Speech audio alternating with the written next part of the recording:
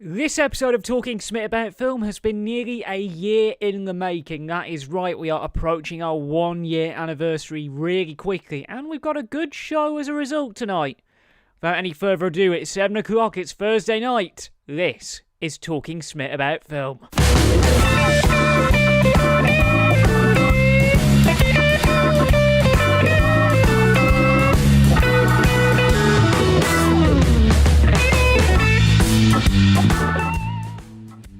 Yes, I'm in a suit. I am in a suit, but is there any fuss about it? I don't know. Hello and welcome to Talking Smit About Film, the flagship podcast from TheJackSmit Ventures. It is a big night for us here. Not just because it is the anniversary of the blog's launch on Sunday, not just because tonight is our 1 year anniversary of Talking Smit About Film, but at the end of this podcast, we are going to be announcing the plans for this year's birthday marathon. So you will want to hang around. Oh, and also, new journal at 8 o'clock. So we are literally in a race against time to get this podcast in the can before that journal begins. So, because we aren't wasting any time, I'm literally in the process of finding all the assets that will allow me to tell you how to get involved with this damn thing, because there are many ways.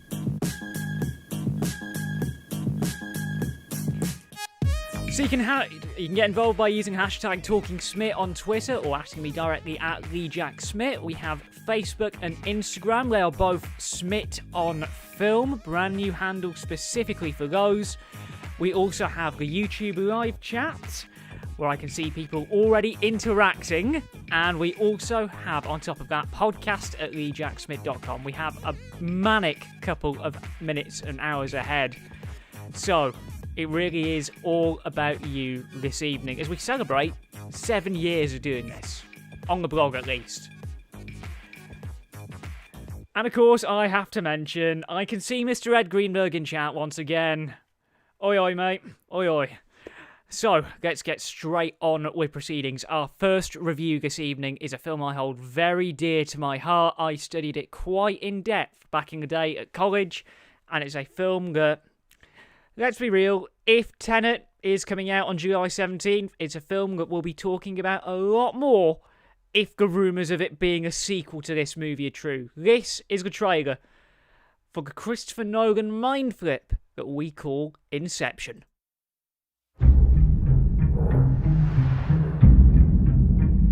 There's one thing you should know about me. I specialize in a very specific type of security. Subconscious security. You're talking about dreams?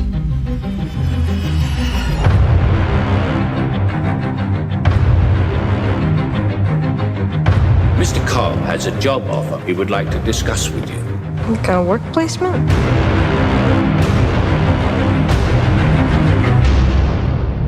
Not exactly. We create the world of the dream.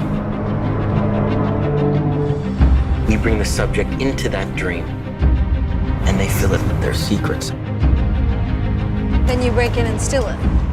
Well, it's not strictly speaking legal. It's called Inception. Already.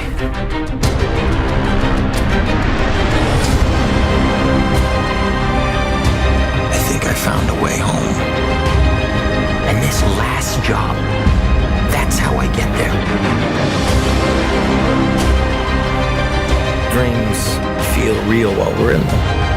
It's only when we wake up that we realize something was actually strange. This was your responsibility! We are not prepared for this!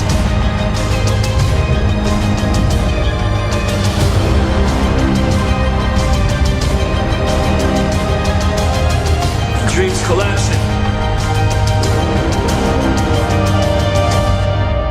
I have it under control.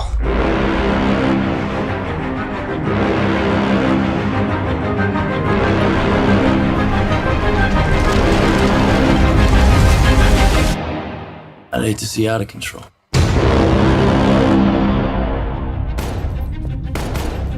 You mustn't be afraid to dream a little bigger, darling.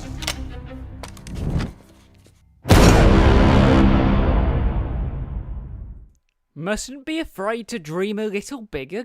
That's coming from a director who would crash a plane into a building. True story. This is a film that has divided cinema goers and film fans around the world because of how complex of a film it is. I have a basic flavour here, but this is a film that you've got to really watch a few times to truly understand. A thief who steals corporate secrets through the use of dream-sharing technology is given the inverse task of planting an idea in the mind of a CEO. This is a film that really only Christopher Nolan could make. And this is his first properly big, high-budget, non-franchise movie that hasn't been adapted from a book. Because Christopher Nolan, at that point, he'd done a couple of Batman movies, he'd done Batman Begins and The Dark Knight, he did Prestige in 2006. This was his first original foray into creating something new since his debut film Following in 1997. And he made a film that was quite something. We'd love to be able to show you visuals from this film, but given what happened with Basic Instinct last week, we're not taking that risk. So unfortunately, we're going old school. You'll see a holding card and the audio from this clip very early on in the film where you meet the Ellen Page character and Leo himself as Dom Cobb as they bend the city of Paris. Here's a clip. I guess I thought that the dream space would be all about the visual, but it's more about the feel of it. My question is, what happens when you start messing with the physics of it all?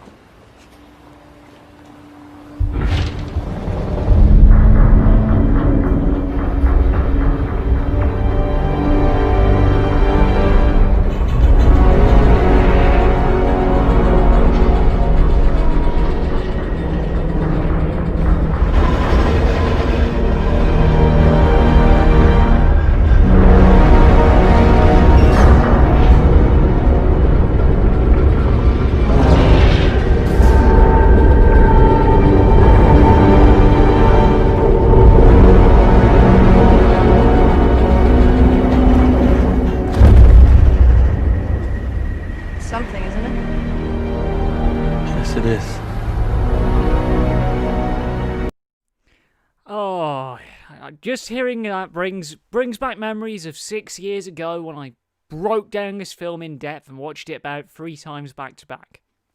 This is, minor spoiler, this is a masterpiece. This is a masterpiece. I got to know this film inside and out for college work back in the day, and it still didn't dampen my enjoyment of what is arguably one of the most daring Hollywood features that has ever been made. And it doesn't feel like it's 10 years old. It feels like it was made 5-6 years ago. It was really ahead of its time. Now, it is Christopher Nolan himself, who writes and directs this one, and he does it so incredibly well. It's the same flair and polish that made The Dark Knight such a success back in 2008. It's incredibly tight, refined, perfectly paced. It's 2 hours 28 minutes if you include your credits. It's almost like Warner gave him $200 million to go into his own private little playground and make the film that he wanted to make. And that seems to be the same mentality that they seem to be hinting at for Tenet whenever we get to see that movie, that is. And they gave him the instruction to do whatever he wanted with that $200 million. And it's kind of complex narrative that was able to be brought forward with such a budget like that, because you won't be able to get visual effects like it. For example, there is one sequence in this film where they literally built, using practical effects, a rotating hotel corridor for one of the most badass fight sequences I've seen in a movie to date. This complex narrative, actually, when you think about it, boils down to a pretty basic 3-act structure. It's a film that you've got to watch multiple times to really, truly understand. And that is something that a lot of audiences really made a mistake about back in 2010 when the movie was released. Add to that some incredible cinematography from long-time Nolan collaborator and a name who we haven't seen on the credit roll on a Nolan movie since Dunkirk, the fantastic Wally Pfister, who went on to do a movie called Transcendence, and that didn't really do well at cinemas, did it?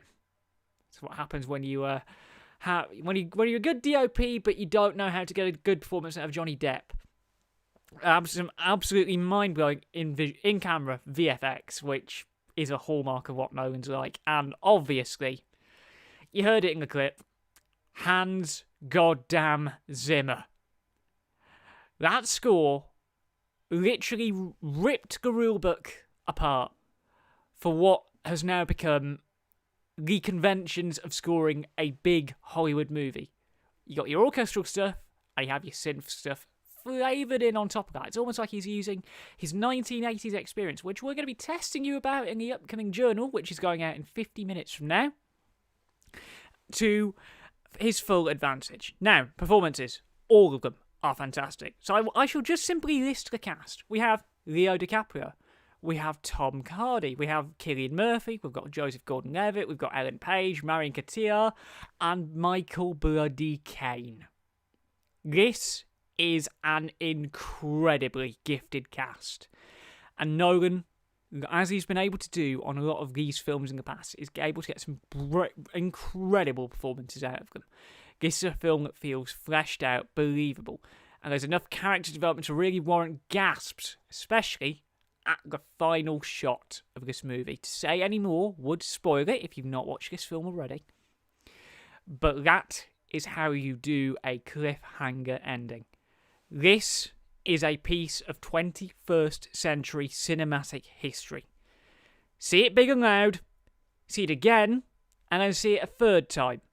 Because it really will take you multiple viewings to truly comprehend the levels of input that Inception has had on this industry. It changed the game. And sure, I got round to it 6 years later than everyone else. But when I watched this film for the first time, I was blown away. And I'm continued to be blown away by a movie like this. This is a bona fide, if my cartwheel will work, this is a masterpiece. This is a masterpiece because it is a film that made a lot of things possible for Hollywood. Without Inception, we probably wouldn't have got The Dark Knight Rises. And without this, we wouldn't be getting Tenet. Which, as it currently stands, card subject to Corona, is coming out on July 17th. Fingers crossed. So it's just gone 12 minutes past 7 on this Thursday, the 4th of June.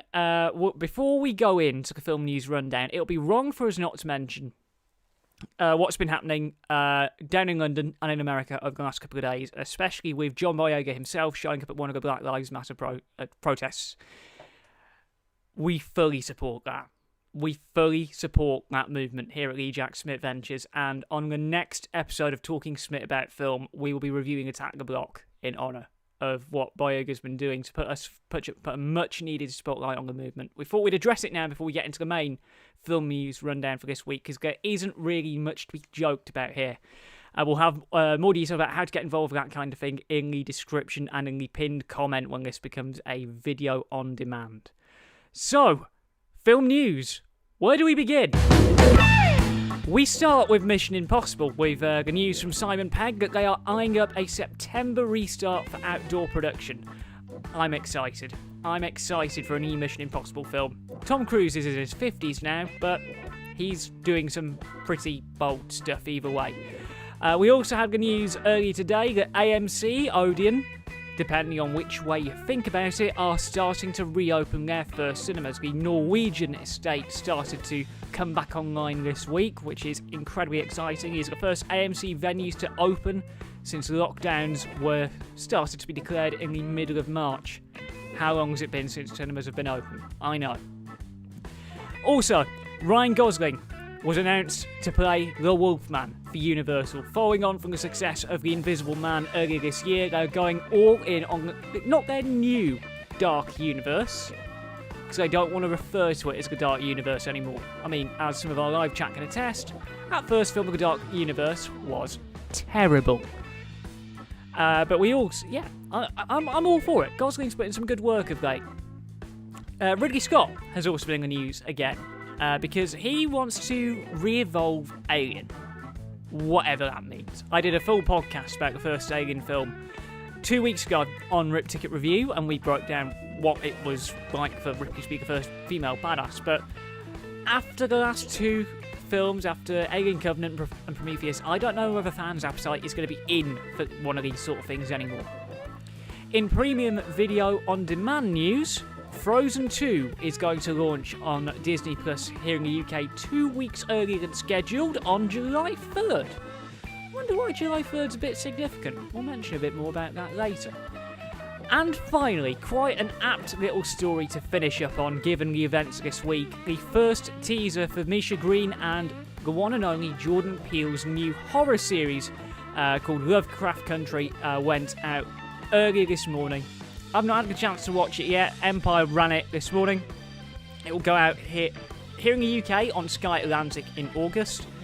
But you just know that if Jordan Peele is involved, you're going to get some very socially heavy horror, but very enjoyable horror too. This is the same man who made Get Out and Us, two incredible films, two Oscar-worthy films at that, and films which the whole world are rightly talking about. And that is your film news rundown.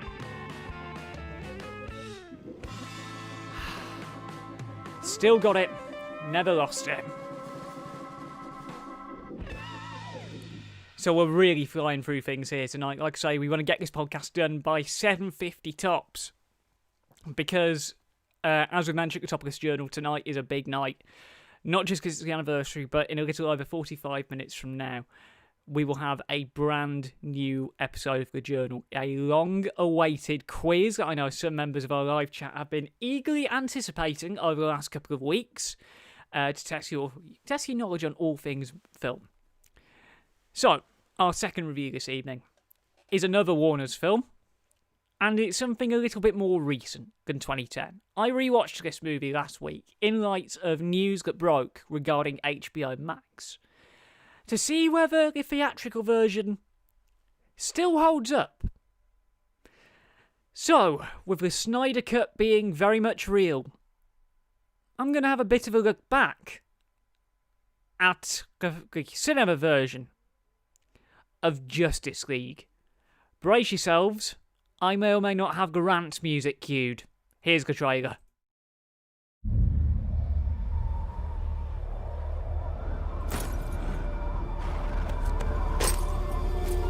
Yeah! We have to be ready. You, me, the others. There's an attack coming from far away. Not coming, Bruce.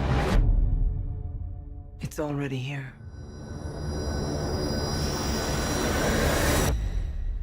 The others. Where are they? Arthur Curry, the Aquaman. It's on him. Organic and biomechatronic body parts. He's a cyborg. You should probably move. Barry Allen. Whoever you're looking for, it's not me. You're the Batman? They said the age of heroes would never come again. It has to.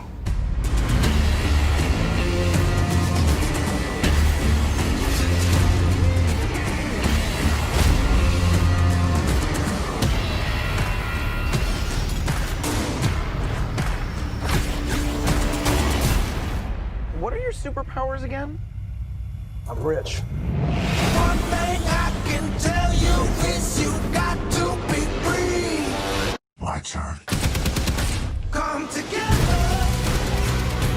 Right now. Come together. Right now.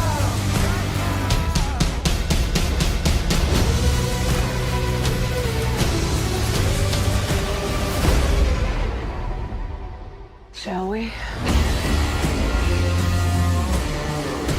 It's good to see you playing well with others again. Just like a bat. I dig it. Maybe temporary. Yeah!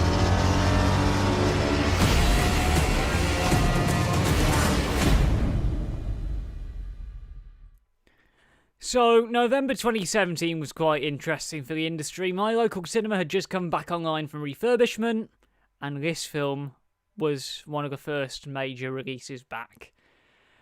We're going to try and keep this spoiler free because, let's be real, not many of you watched it because you already got 37% initial batch of reviews on Rotten Tomatoes when it came out.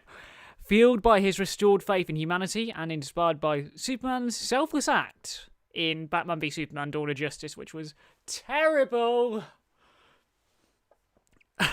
Bruce Wayne enlists the help of his newfound ally Diana Prince, who we know, street name Wonder Woman, to face an even greater enemy, Steppenwolf, or as some people like to believe, Darkseid. Bring on the Snyder Cut, that's all I shall say on that one.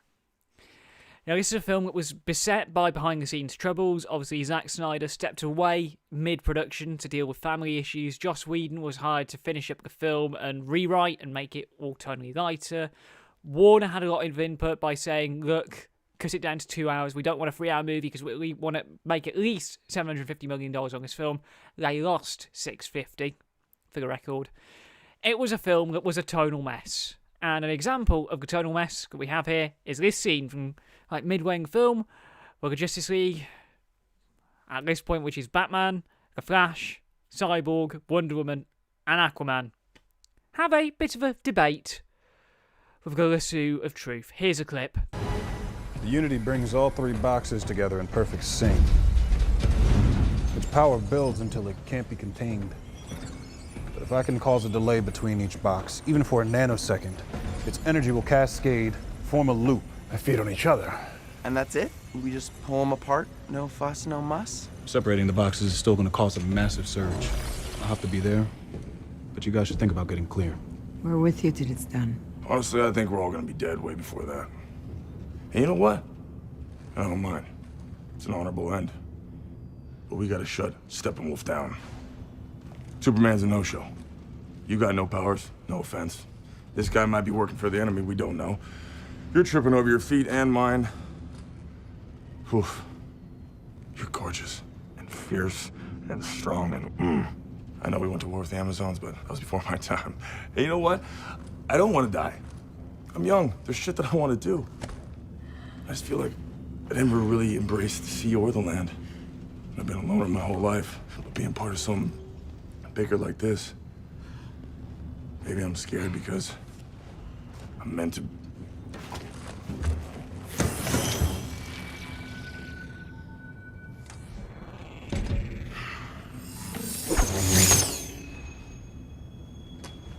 I think that was beautiful.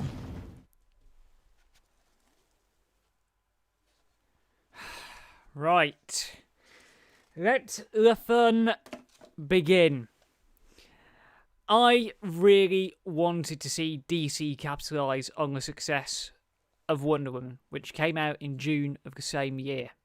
It felt like a combo breaker, and considering the production troubles of the film, nicely the departure of Snyder and the addition of Whedon, it would be harsh to launch into a typical rant. But that was 3 years ago. And on a rewatch, I have to say, Justice League unfortunately falls short in many aspects. So let the tearing apart begin. Hit the music. Clocking in at 2 hours, Snyder's direction is good. Much better than on Batman v Superman, but it still isn't quite perfect. And this brings me on to the script. It is an absolute tonal mess. You have Chris Terrio and co-director and film finisher Joss Whedon. You can tell where the rewrites are. You can tell where they added things. You can tell where they changed things. The rumour is that what we got, the cinema cut that we got, was only a quarter of what Snyder had originally shot for this movie. And I could get fired up about this. Watching it back in the early hours of last Wednesday morning, I was thinking, oh my god, this film is still as bad as I remember it. The only saving grace is the fact that that Gary Clark Jr. version of Come Together that you heard in the trailer plays over the end credits of the film. And yeah, the total shift. You've got Snyder's dark vision, and you also have Whedon's humour. Dark and humour do not mix. Dark, brooding superheroes and humour do not mix unless you are Marvel. And Marvel have the same kind of formula on each film. They know how to get it right. I'm talking about this with Dan on Rip Ticket on Sunday. this is a film about how not to make a superhero movie. That's the best way I can explain it. And yes, it may be Ace here, the classic Batman theme, because they ditched Hans Zimmer and they brought in Danny Elfman. That's the worst decision they could have done. This movie was tinkered with at every single opportunity. This score lacks the depth and punch that the DC films have become known for, but the one solace I can take on a technical standpoint is the cinematography. Fabian Wagner. He is on point, and I will give him that. The cinematography is one of the best things about this movie. Before we talk about the inevitable removal of a certain mustache, because they did that, this is the film that Mission Impossible kind of tanked. But this brings me into cast territory. They're generally decent. Nothing more, nothing less. Batfleck, in his last performance in the role, is okay. Henry Cavill and the rest of the crew they're okay, they're on form. Gal Gadot, once again, nails it as Wonder Woman. Making their DC big screen debuts are Jason Momoa, who had a much better solo film, Ezra Miller as the Flash, and Ray Fisher as the Cyborg. It's obvious that they get on well together, and they enjoyed making this movie. But considering the hype around this film at the time, and the sheer amount of years it took for DC to pull their finger out of their arse and make a Justice League movie to satisfy the fans, it feels like a real letdown, and that's a shame. Buried in here somewhere is what could have been an incredible film that would have cemented the DCEU as a force to be reckoned with. And I know next year we're getting the Snyder Cut on HBO Max over in America and Sky Atlantic here in the UK. But this is a film that made me disappointed, but not angry. Not truly angry. This film may have its flaws, but I had a lot of optimism for the future of DC. The characters have been really well developed, and if the story and the general editing of the film was done differently, we would have been having an entirely different discussion right now. The solo films have made DC redeem themselves. But as a critic at the time, I hated this film.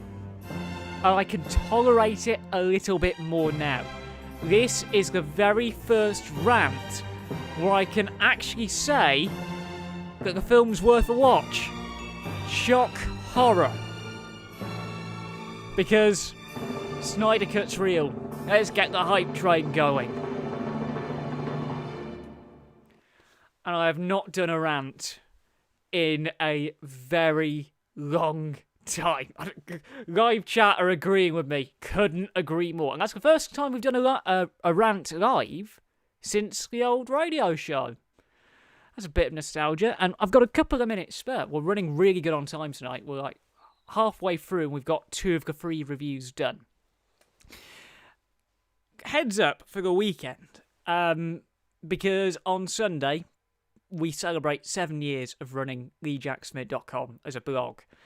We've got a lot of great content lined up because from next week, we're going to start wheeling out reviews of the newer movies. It is about time. I have a bit more time to play with now because after tonight, because there will be no Talking Smit about film broadcast live next week because once you see what we've got lined up for the marathon, you'll understand how much content I've got to make for July 8th. There is a lot to announce this evening.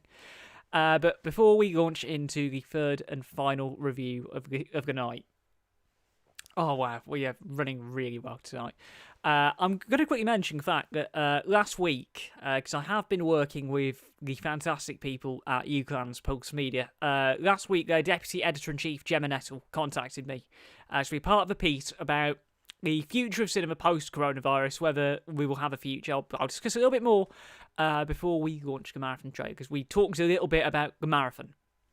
And myself and some of UCLan's fantastic film production students and Laura Hewitt, who owns the Palace Cinema in Longridge, a cinema that I wrote about last year in That Thing and did a whole episode about in April of last year, an episode entitled Never Go Phil Greenberg. Well, I have gone Phil Greenberg because I am wearing a suit and jeans. It was a really good piece to be involved with, and it's always an honour to work with the Pulse Slot. And come October, fingers crossed, I'll be back presenting the Rip Ticket as a radio show. So, review 3 of 3. This is another film that has not been reviewed on TheJackSmit.com yet, and for me, it's properly nostalgic, because back in the day, I did GCSE Geography, and this was back at the time when the blog was, before the blog was even a thing, so we're really going into the archive here.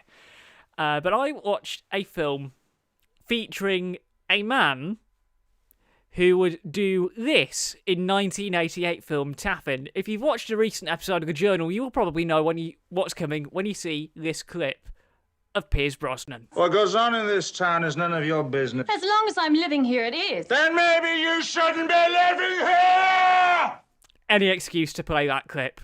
But I was introduced to a film that was released in 1997, and it was just added to Netflix this week. And I thought, well, if this film's been put onto Netflix, it's only right on Talking Smit this week, and I go a little nostalgic and go deep into why I think 1997 film Dante's Peak is a bit of 1990s cheese, but also a quite enjoyable film at that.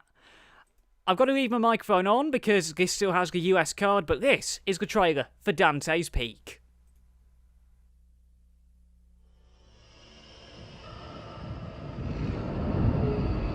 It turns day into night, air into fire.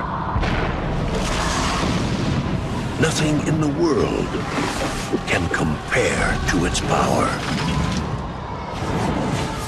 The most awesome sight you will ever see may be your last. In the town of Dante's Peak, a volcano is turning nature into a nightmare. Come on!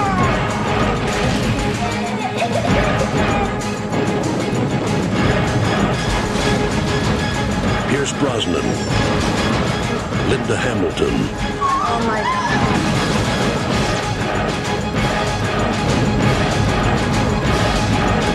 Dante's Peak. The pressure is building.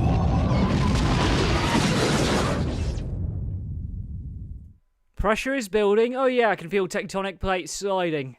Hey, somewhere my geography teacher will be proud. Basic flavour of the plot. A volcanologist arrives at a countryside town recently named the second most desirable place to live in America and discovers that the long dormant volcano Dante's Peak may very well wake up at any moment. This was a film that was wheeled out on VHS tape, and I got to see a lot of promo for really cheesy 1990s films as a result of watching this.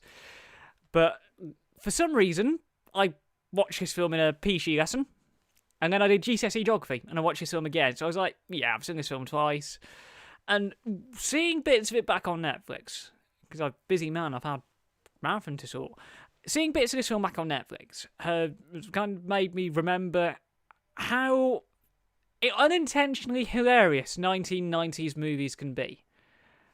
And how serious they can get as well. This was around the time Armageddon came out in cinemas as well, with Aerosmith's Don't Want to Miss a Thing. Cracking tune.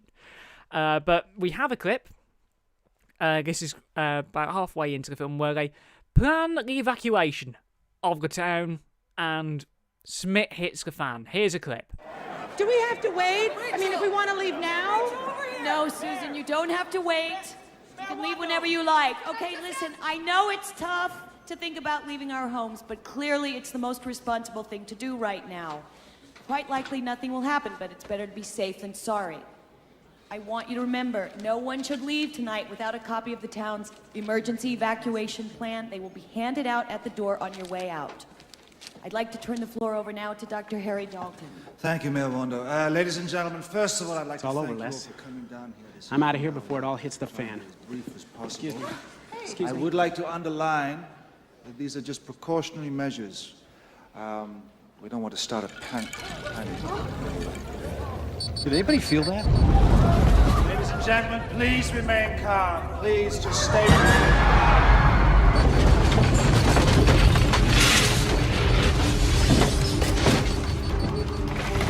I felt that. Don't push! Please stay calm! Do not rush! Do not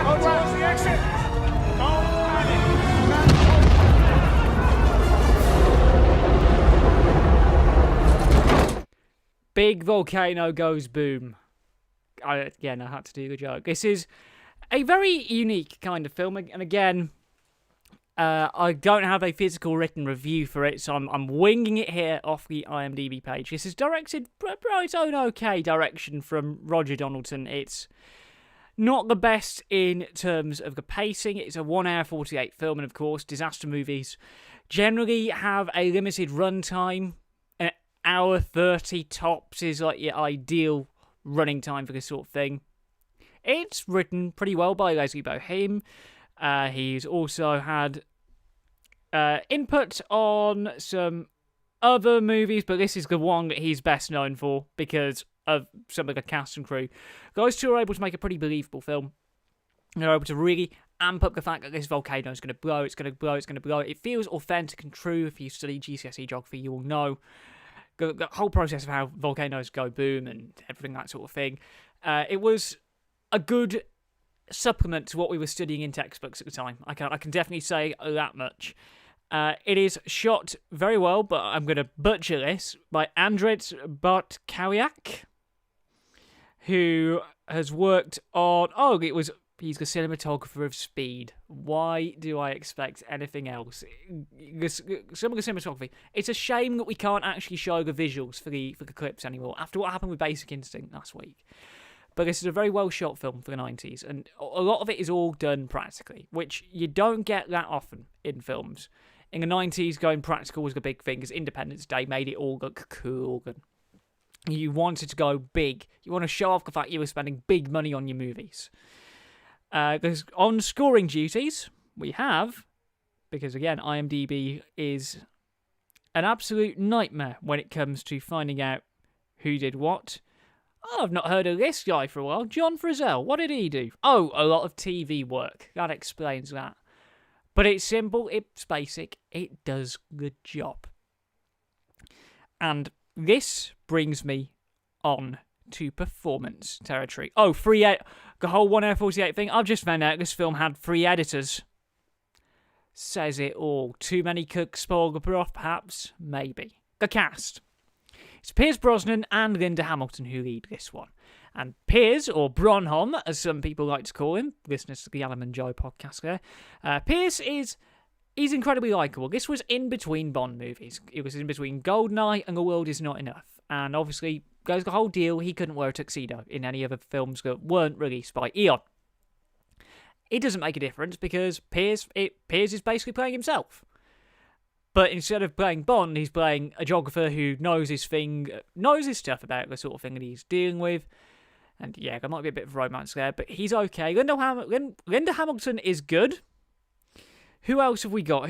Those are the 2 big names of this film. And the rest of this cast, I don't really recognise many of them at all. But those 2 are able to make this film come alive. Those 2 are able to salvage this from being a B movie. This film, it can be argued that because of Pierce Brosnan's involvement, it did a lot better than anyone else could have expected, because it would have been a good vehicle to promote The World Is Not Enough, and because of his presence, people would flock to go and watch it, because that's the Bond effect. This is a similar thing to what happened with Knives Out last year. The presence of the current Bond always amplifies a movie a little bit more. It happened with Knives Out last year. It happened with a Steven Soderbergh film in 2017 called Logan Lucky. We might review that here on Talking Smit in the future. I don't know. But Dante's Peak is my childhood. That is my childhood in a nutshell, because damn, I watched some good films back then. When I eventually realised animated movies were pretty weak compared to the usual standard. Now, I watched this film a good few years before a movie called Rush, and that was the very first review I ever wrote. But looking back on Dante's Peak now, as someone who's watched over 500 films on the old Letterboxd diary, looking back on Dante's Peak all these years later, I can see where the faults lie, literally. God, I'm coming out with all the puns tonight. But it's a film that has problems. It's a film that's not the greatest thing in the world, but on the other hand, this is a movie that just... It's a movie you can put on in the background. It's a movie that belongs on Channel 5. It's a movie that belongs on Channel 5. but it was put onto Netflix this week, and I mean, it's a Netflix film, so that's an instant worth a watch. But watch it if you've literally got nothing else to put on, because it's not the greatest movie in the world, but I hold it very dear in my heart because of the fact that it set off quite a journey of events that would get me into college, and then from college began weekly visits to a certain cinema. It's almost like a team leader recognised me on those first couple of weekly visits. I think that team leader's left the company. I'll have to get in touch with the current GM and check. But that Dante Speak is one of the first films that kind of began the journey to what is now TheJackSmit.com. So we are literally 10 minutes ahead of schedule. We are a full 10 minutes ahead of schedule. So, in that case, I'm going to have a quick rest of the throat. I'm going to play a trailer for Rip Ticket Review. We'll be back after this to talk a little bit about what's happening with this year's marathon. Talking Smit about film will continue shortly. In a world where film podcasts solely focus on multiple films and multiple stories, what else do you need than two blokes who used to present a radio show talking nonsense about film? The Rip Ticket Review is the new podcast from myself, Jack Smit, and my very good friend Dan Carver, former presenters of Pulse Radio's Rip Ticket show.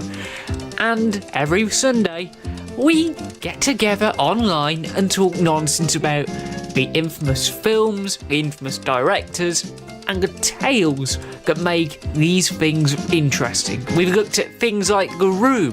I got the results of the test back. I definitely have breast cancer.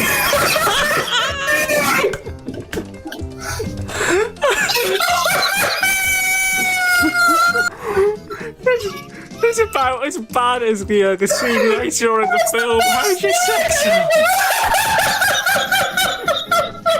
We've looked at things like Uwe Boll's inability to make a good video game movie. Uwe Boll, a German director who didn't understand computer game movies. One might argue that he is kind of like Tommy Wiseau in that he did his own thing, but yeah.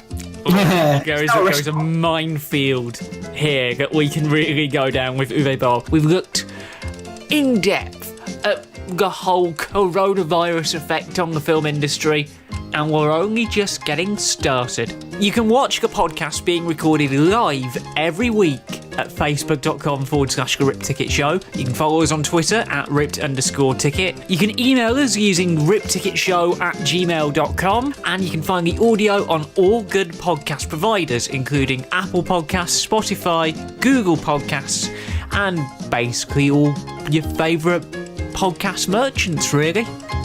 The Rip Ticket Review. We talk about movies in an attempt to make you sound more knowledgeable at the pub. When they eventually reopen, that is. Not long now, apparently. So, it's a mini big discussion this week, because we have about 7 minutes before we make a huge announcement regarding the 2020 TheJackSmit.com birthday marathon. Earlier in this podcast, I mentioned the fact that my very good friend and UCLan's Deputy Editor-in-Chief of student newspaper The Pulse, Gemma Nettle, contacted me to talk about how cinema is adapting and how premium video on demand is becoming a bit more prominent in the age of COVID-19. We talked on Zoom for a good 2 hours, and she has cut together some of the best bits. I'm literally pulling open a web browser. I don't know if this stream is going to be able to handle having a web browser and OBS open at the same time. Because me and her talked about View, Odeon, and Cineworld, and what they have been doing to ensure the survival of this fantastic industry. So I'm literally doing this on the fly, getting it all set up here. So that's that. Yeah, this is all very last minute thing.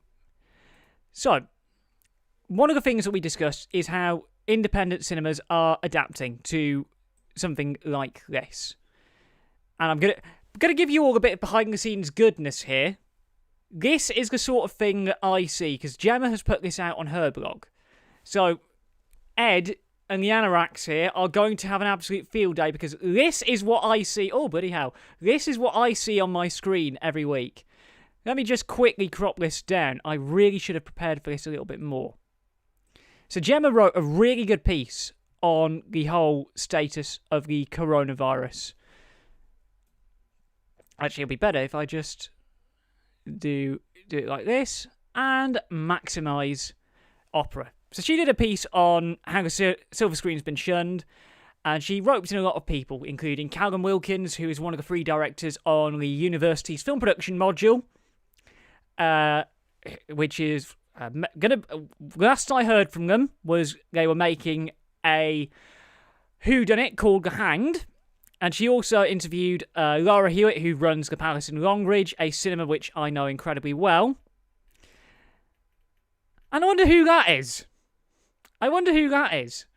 So, Gemma asked me about how cinemas are a difficult thing to replicate at home in the age of the coronavirus. And I fully agree with everything I say. It is difficult to replicate the big screen experience in a home environment. Films are designed to be watched. Not on 32-inch screens, not on phones. They're designed to be watched on, like, huge screens in a shared environment with the 5.1 surround sound, the Dolby Atmos, the popcorn, the Earl Grey, the shameless amounts of adverts and trailers. And that brought us on to a topic that's quite dear to my heart. A certain day on July the 8th. Where I set up shop in a cinema for 12 hours. I go in for the open and I don't leave until the last bus home. It was a difficult decision about what to do with this year's marathon. A very difficult decision. But a few weeks ago, myself and the TheJackSmit Ventures team had a lot of discussions about the best course we could take for the biggest day of the year. And we've cut together a little trailer that is going to announce to you all what the plan is. And I'm so proud of how this trailer has come about. Because after this trailer, that will be it for this evening's Talking Smit About Film podcast. Hang around on the YouTube channel if you are watching, because in a little over 13 minutes from now, you will have a brand new episode of The Journal to enjoy. Who Wants to Be a Film Nerd? Our 15-question quiz inspired by Who Wants to Be a Millionaire, and many hours of watching TV in late April and early May. I'm really proud of how this episode's come about. And we will also, right here, right now, we will be announcing the date, the title, and the subject of the season finale of The Journal. This marathon is not the kind of event we wanted to deliver, but given the circumstances, we're proud of what we're going to be giving you on July 8th. So, until 8 PM, which is literally 12 minutes from now, my name's been Jack Smit. You've heard me talk nonsense about film for a little bit too long. And until then, we'll see you in the foyer as we wait for the screen to be cleaned. I had to do this one. But before we go, this is the world premiere of what's happening on July 8th. We will see you in a few minutes for The Journal. Hey, Ed. Yeah, I do have it on, mate. To stay alert, you must remain at home as much as possible. Work from home if you can. Limit your contact with other people. If you have to go out, keep your distance from others. We may have a bit of a problem for this year's marathon. Do I have a plan? Well, what can we do?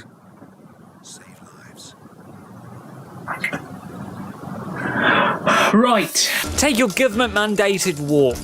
Don't go too crazy though. 260 miles is no distance for any man to travel. Go to the Home Office. View is out and we don't know if they're going to be back open in time. Kill the virus. Sorry. Get the great men and women, grab them on a Zoom call and quiz their minds about all things film. Look, I don't care if you got the answer wrong. Why are these calls so annoying? Write a brand new episode of the Journal to close out season 2 with a bang. And when that's done, head back to the Home Office, have a nice warm cup of Earl Grey and wait for all this to blow over. How's that for a slice of fried gold? What, you heard Edgar Wright's gonna sue?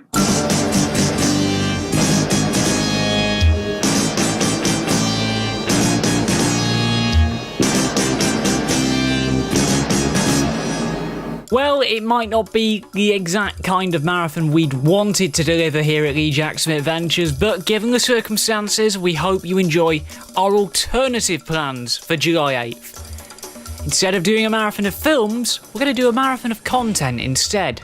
This is what you've got to look forward to on what is arguably the biggest day in the entire TheJackSmit calendar. From 10 AM, you've got 2 episodes of Talking Smit about films to look forward to, the first of which is a behind-the-scenes insight into what goes into creating such an event.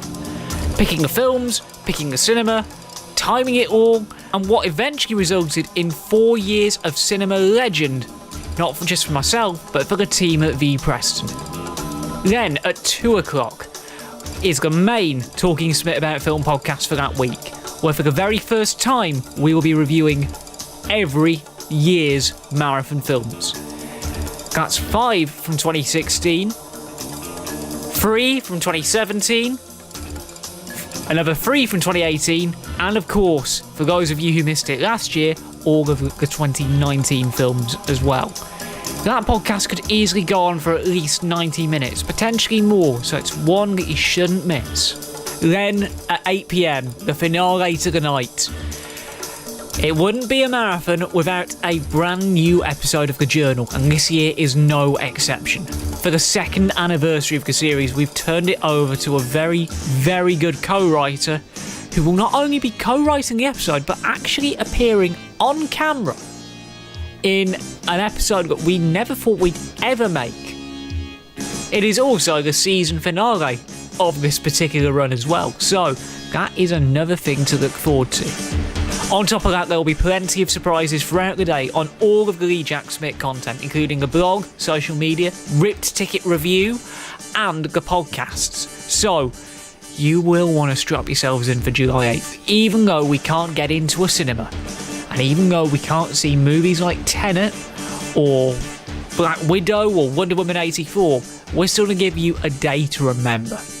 It might not be the marathon we wanted to deliver, but by God, we are ready to do this. We'll see you bright and early on July 8th for another year of birthday madness.